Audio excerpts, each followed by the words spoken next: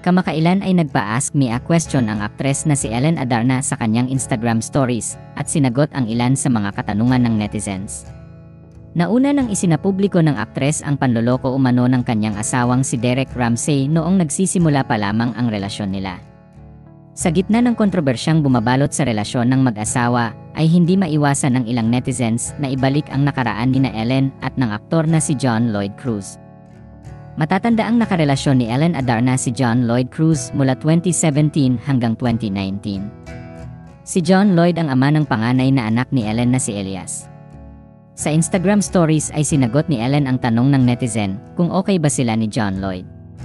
Ayon sa aktres, wala siyang masasabing masama sa aktor dahil naging mabuti itong partner at ama sa anak nila.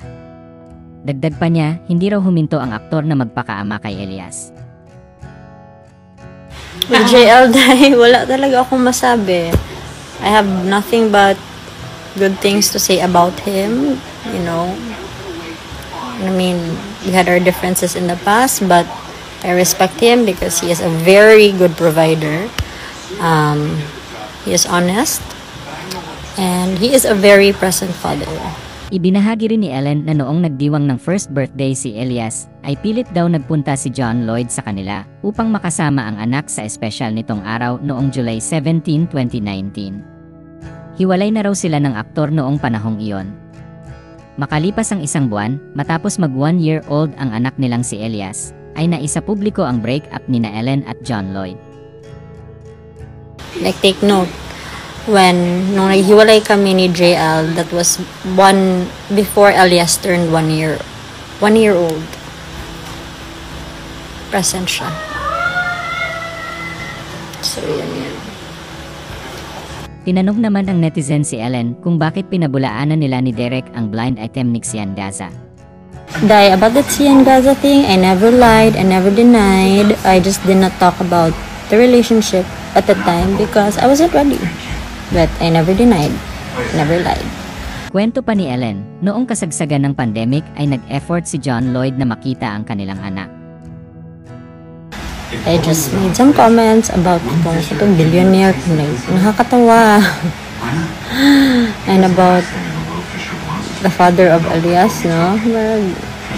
Why? Diba? Ba't mo minamaliit? If we're gonna talk about billionaire kana vibes ka to si JL Day, mas nagka-feel pa ko ato yung billions kay he would charter a private plane for Elias during COVID just to see his son. Let's talk about private planes. Diba? If you wanna talk about billionaires, it's private planes.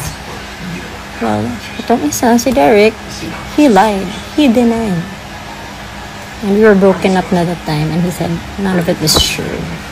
Dahil sa positibong pahayag ni Ellen Adarna kay John Lloyd, ay hindi napigilan ng ilang netizens na itanong din ang relasyon ni Derek Ramsey sa anak nilang si Liana. Matatandaan kasing nagdiwang ng unang kaarawan ang panganay na anak nina Ellen at Derek noong October 23 at batay sa mga litratong ipinost ng aktres sa social media ay kapansin-pansing absent si Derek sa party na inorganisa ni Ellen. Noong mga panahong iyon ay maugong na ang chikang hiwalay na raw sina Ellen Adarna at Derek Ramsey. Matapos ang first birthday celebration ni Baby Liana ay ipinost ni Derek sa social media ang isang video kung saan makikitang kapiling niya muli ang kanyang anak. Kaya naman tinanong ang aktres kung bakit niya hinayaang mamiss ng kanyang asawa ang first birthday party ng kanilang anak. Sagot ni Ellen, inabisuhan niya si Derek na magpunta sa birthday celebration ng kanilang anak, ngunit nagmatigas daw ang aktor na hindi magpunta. Dagdag pa niya, ang ate at pamangkin ng aktor ang pumunta sa naturang okasyon noong araw na niyon. He was sent an invite, okay? He chose not to go.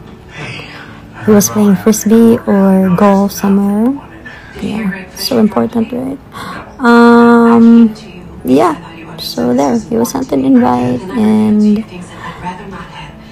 just two of his family went, his sister and his nephew. That's it. He had a choice. We all have a choice. No one put a gun in his head and told him not to go. Yeah.